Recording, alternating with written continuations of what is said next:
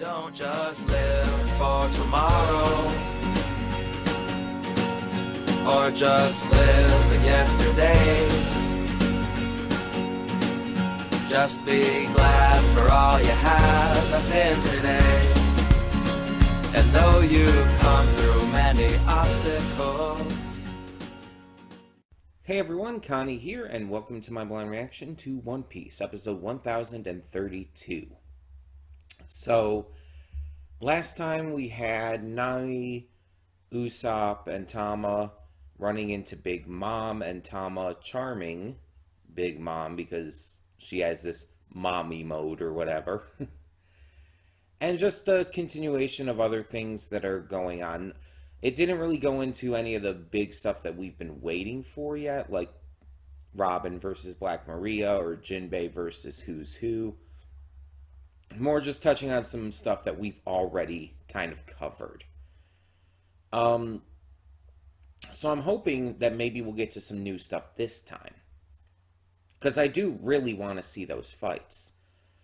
And Yamato apparently wants to go to the roof to help in the fight against Kaido, which I guess makes sense, considering, like, through all of this, he's kind of turning against his father and now wants to, actively join the fight against him. So, he's apparently got a plan for how to keep Momo safe and all, so we're gonna, I guess, maybe have to see about that.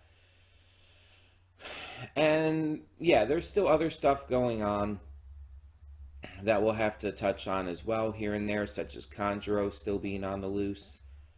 And we'll get to all of that.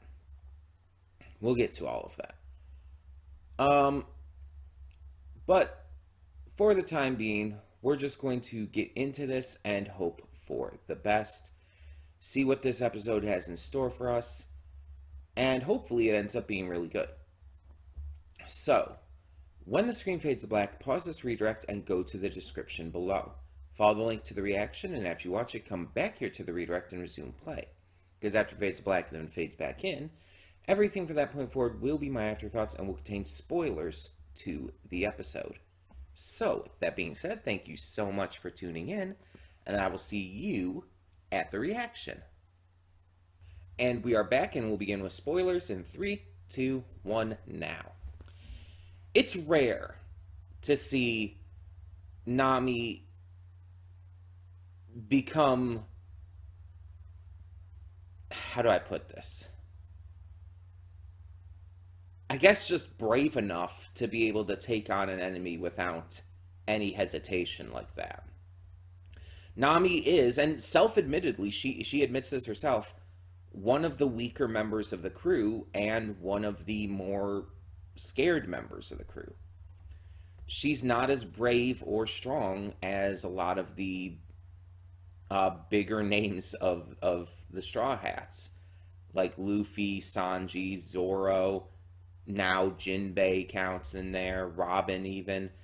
Nami has always been one who has shied away from battle a lot more often and has, well, in a lot of cases, resorted to allowing others to either help out or to resort to trickery. There are occasions, though, where Nami does show immense bravery and refuses to back down from a fight.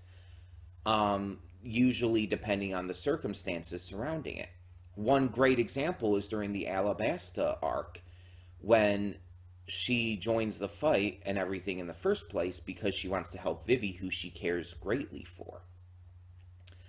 And during the battle with her and Zoro being confronted by Mr. One and Miss Doublefinger, she tries to run away at a couple points, but then she keeps turning back and realizing she has to fight this battle against Miss Doublefinger because of Vivi. Vivi needs them to fight. Vivi and the entire country of Alabasta needs their bravery. And so despite her fear, despite getting very badly injured during the fight, she doesn't back down. And on top of that, Nami has very personal stakes when it comes to children being hurt or being victimized in general. And this is something that was very strongly shown in the Punk Hazard arc as well. Both her and Chopper were phenomenal in that arc in their connection to what was happening with the kids who were being experimented on by Caesar Clown. And it's one of the reasons why Nami is shown to despise Caesar Clown so heavily during the whole Cake Island arc, and why she just will never forgive people like him. You have to remember, Nami was a war orphan. She lost everything when she was just a baby. She was adopted by a Marine along with her half-sister Nojiko, who, again, she had no actual relation to, because Nojiko was also a war orphan. And then, at only 8 years old, she was kind of forced to watch as her adopted mother, who she cared greatly for, was murdered violently right in front of her. After which she was enslaved by Arlong and his crew to work for them to save the rest of Kokoyashi Village. At only 8 years old. Nami has a very strong sense of justice when it comes to helping children. She cares greatly for kids and wants to make sure that they aren't victimized. Again, we've seen this in Punk Hazard, and we're seeing it again here. This is why she won't back down in this fight, even though she showed immense fear when Alti was attacking her and Usopp before. When Alti had her in her grip and was telling her that Kaido would become king of the pirates, and to basically renounce the idea that Luffy would. You saw it was the most scared she's ever been in her life. Without question. And yet, she still could not renounce Luffy at that point. And that still shows immense bravery.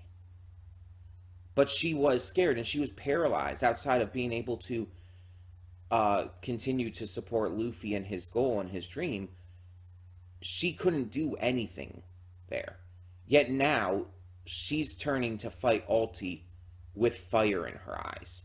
Because Alti dared hurt and injure Tama.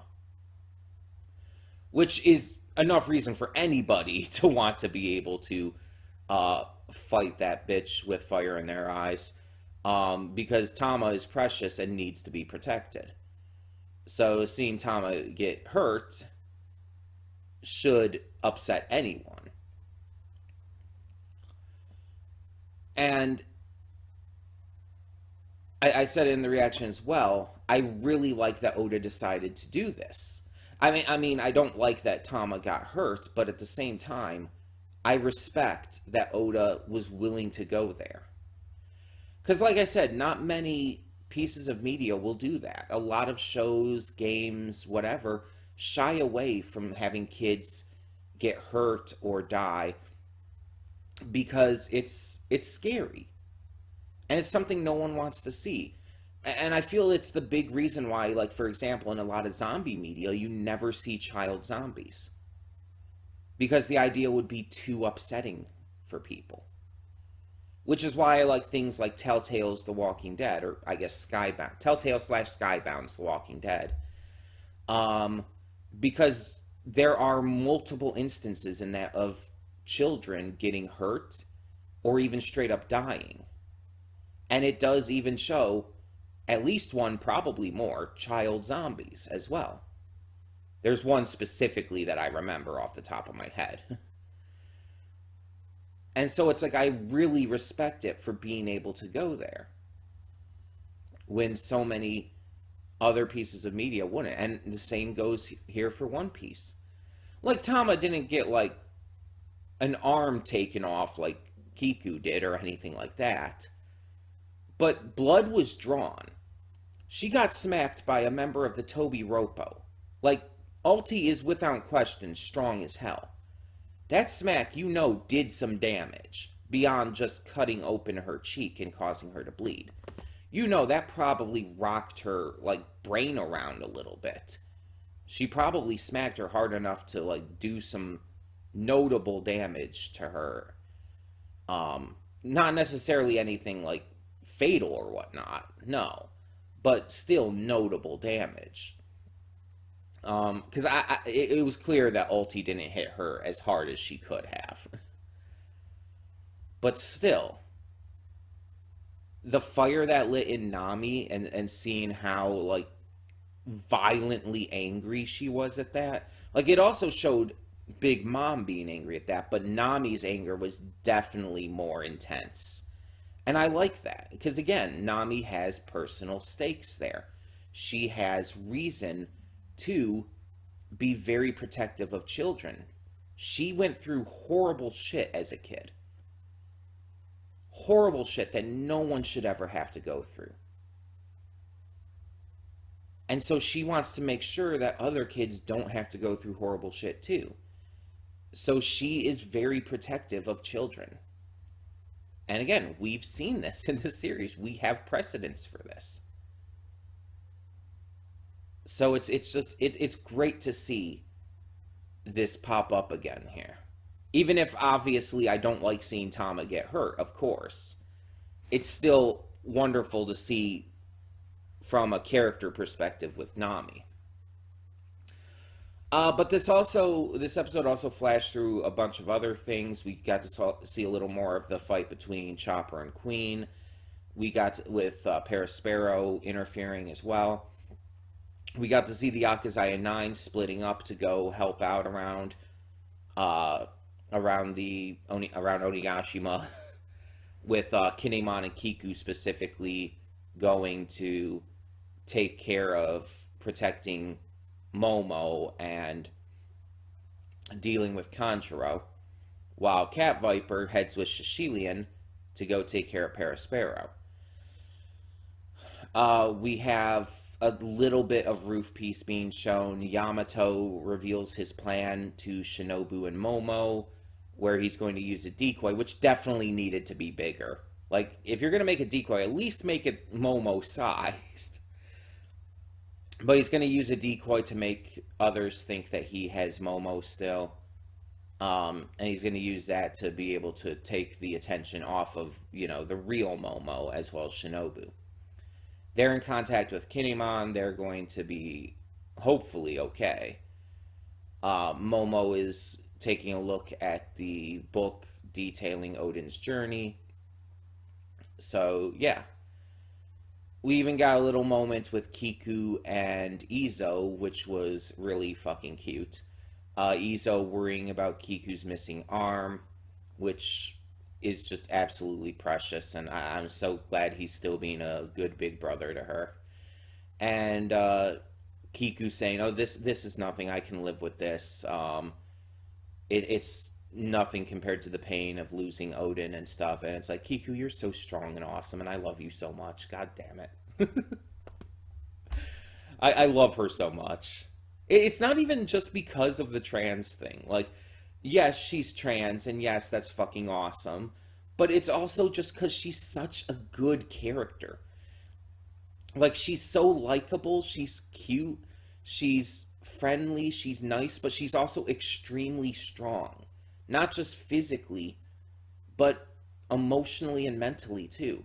Like, we've seen her break down at a couple points and even have trouble taking on Kanjuro before, which she wants to make up for here.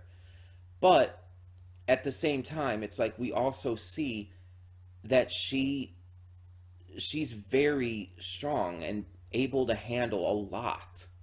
She's mature. She's smart. And she's definitely willing to put forth anything for this fight. Her just attitude towards, losing a fucking arm is commendable. It really is. Not everyone has the ability to, just kind of shrug that off. And a lot of people would be a lot more devastated by it. And that's completely fine, and that's completely fair. Like, I mean, obviously, like, for Ruby with Yang, it's like, I'm all kinds of, like, supportive of Yang during her bouts of PTSD and depression and everything that she suffered from losing her arm. Like, that's perfectly reasonable, and I fully, like, support people who, when losing limbs or going through terrible traumatic events like that, like, face these kinds of issues. I'm fully supportive of people just trying to better themselves and trying to, like, get past those issues. Like, they're perfectly valid in all of their feelings towards that too. But I just like how Kiku is strong enough to be able to handle it. It's a different situation. It's like Yang. She also loses an arm, but it's a different way of handling it, and both are completely valid. Both are completely valid. Both are realistic, and both should be respected and honored. Yang suffered for quite a while, but she got stronger because of it. She bettered herself, and she beat that trauma and depression. And with Kiku, she, due to the circumstances going on, didn't have time to have that depression and trauma set in. She had to keep fighting. She had to keep going. This battle is still ongoing, and she could not stop. So she had to keep fighting, even despite it. And she had to understand that there's gonna be worse that happens, and that there's other pains that she's already felt by this point that are much worse than just losing an arm for her. And again, both sides of this are completely valid, both her and Yang and Ruby. And it's just like, between her and Nami, this episode was just like a highlight for strong women. And I would put Tama there too. Tama's bravery, like, Tama knows that Alti is going to be way too strong for her. She understands that. Yet she still grabs Alti's tail to try and stop her from hurting Camaccio. Like, if that's not bravery, if that's not courage, what is? Tama knows she's not strong enough for this fight, and she still acts. Courage is not the absence of fear, but doing the right thing in spite of it. And she showed true courage there. It's like, this episode was a real good episode for our strong girls. And the only thing that would have made it better is if it also showed Robin. But I mean, we can't get everything. And it's like, I still understand, and I've talked about this already before, that it's like, there's so much going on in this arc, in this act specifically, that Oda he can't put everything in at once. It's impossible. And when adapting it, Toei just can't put in everything into one episode. The episodes have to maintain a certain time limit, and as such, like, you can only do so much. And that's completely fair. Plus, it has to still adhere to Oda's story. And so it's like, yeah, it's just, there's not really much that can be done with that. Oda had to pick and choose which parts to focus on at which times. And I feel like because we're not getting a lot of Robin versus Black Maria right now, or pretty much anything of Jinbei versus Who's Who yet, or stuff like that, I feel like we're going to really focus on those later. That those are going to be really highlighted once they do really start. So we're going to get that content, and it's going to be awesome. But we just have to be patient. I feel like there's a lot of fans who aren't patient, because I constantly see people complaining about the pacing of the series, specifically of the anime adaptation, and it's just like, you're really like lacking in patience. Like, the pacing is not bad. It's only bad if you're impatient. That is the only way it can be seen as a bad thing.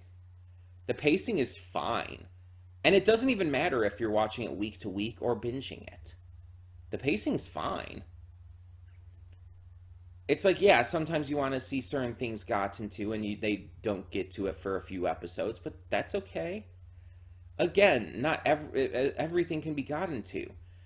With the crew adding more members and there being more allies and stuff, it's like there's going to be certain aspects of arcs of fights and whatnot that aren't going to be able to be addressed right away.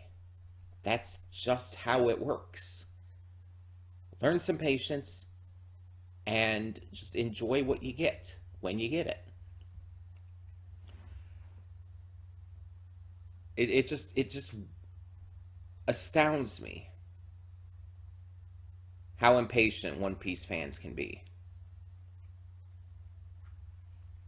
Because it's like with the manga, what's the difference? You get like a chapter a week, and it's like you still end up having to wait for things. What's the difference? Chapters are going to leave off on cliffhangers and stuff, and are going to only touch on a certain amount of things at a time. It's like, it's no different than watching an episode a week. It's just the content may not exactly match up, you know? So it's like, I feel like people are just ridiculous. The One Piece fandom is very mixed in its members. There are a lot of great people in this fandom who are just really here for a good time and everything, and to get excited about the series. But there's a lot of people in this fandom who are very toxic and very negative all the time. And it's like, why are you even here? If you're just gonna bitch about everything, why are you even here? And mind you, you could say that about any fandom. You could say that about Ruby, about My Hero Academia, about even Owl House to a degree. Though Owl House does seem to be a lot more positive than other ones. I have seen some negative people complaining about certain things and all. Especially with Season 2, a lot of people I've seen bitching about it being way too rushed. And it's like, do you not understand that it was canceled and shortened? Dana and the crew had to rush it. And they still made it awesome. And it's still well handled despite that. Like, you're just bitching just to bitch. I've seriously seen people complaining about shit like that, but it's like, again, it goes with any fandom. It is something I very much noticed with One Piece, that it's a very split fandom in that regard. There's a lot of people who are fine, who just enjoy the series, whether they read the manga or watch the anime or both. And that's all good. Even if they prefer one greatly over the other. Like, there's some people who really prefer the manga and are not as huge fans of the anime, and that's fine. Just don't be toxic about it. But it's like, I also see a lot of people bitching about every little thing with what happens.